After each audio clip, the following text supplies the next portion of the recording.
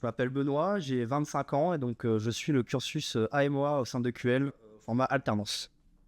Et des membres du jury qui m'ont un peu orienté sur effectivement ce cursus alternance que je ne connaissais pas auparavant. C'est eux qui m'ont conseillé, qui me l'ont recommandé. J'ai tout de suite trouvé ça très intéressant et je sais que c'était une opportunité en or de connaître le métier sur le terrain, de pratiquer et de pouvoir comparer formation un peu plus théorique en cours et maîtrise pratique sur le terrain avec des personnes qui pourraient m'encadrer et me faire monter en compétence sur les sujets. Mes missions principales sont plutôt orientées en deux axes différents. Donc un premier axe plutôt, je fais l'interface entre les gens du métier au sein de l'entreprise et les gens de l'équipe technique.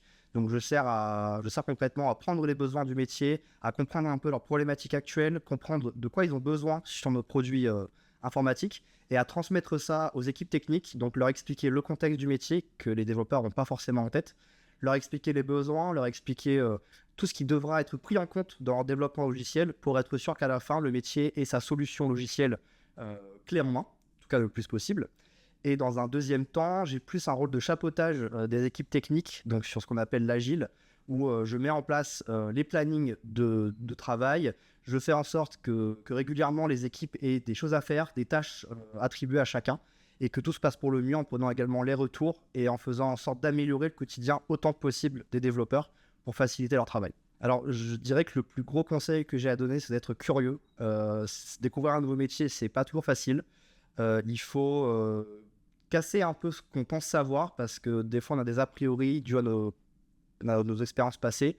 On doit un peu les dépasser, on doit un peu s'intéresser à de nouvelles choses. Il y a des parties plus ou moins intéressantes dans le métier. Chacun a ses appétences. Les tests métiers, la rédaction des besoins, les rencontres avec les clients. On n'a pas forcément connaissance de tout et un intérêt profond pour chacun des champs. Pourtant, c'est important, ça fait partie du métier.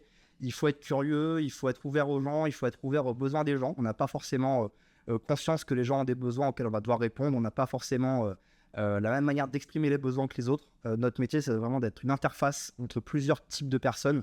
Et pour ça, il faut être patient, il faut être curieux et il faut être capable de temporiser et d'être patient avec les gens pour faire en sorte que leurs besoins se transforment en solutions et que tout le monde dans le processus soit le plus à l'aise possible. Et du coup, aujourd'hui, je suis vraiment en discussion avec l'entreprise pour rester chez eux après, sur un rôle vraiment typé AMOA, Product Owner, où je pourrais du coup m'épanouir, développer davantage mes compétences. Ça va faire bientôt un an que j'y suis. Je vais pas encore tout maîtriser, j'ai pas encore tout vu. Je veux monter en compétences, je veux me solidifier sur ces choses que j'ai pu commencer à faire et gagner en confiance en moi et continuer à porter des projets. J'ai déjà aujourd'hui porté 2 projets dans mon entreprise.